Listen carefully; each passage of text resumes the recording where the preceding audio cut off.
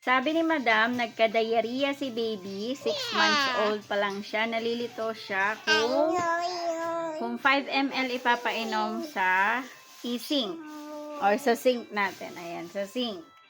Mami, wag ka pong malito. Kung wala ka nito, hindi to yung pinaka-importante sa lahat. Ito ay kailangan nyo po magpa-check up.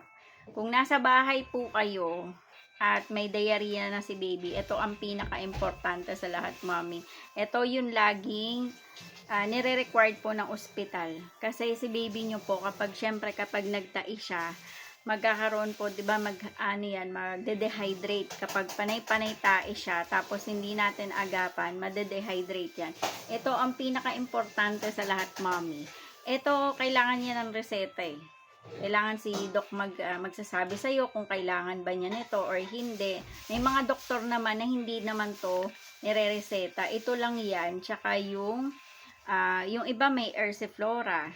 Yung ibang doktor puro ganito lang. So, ito mami yung pinaka-importante sa lahat. Ito yung ipainom mo sa anak mo. Huwag ka nang maganito, madam. Huwag ka nang malito.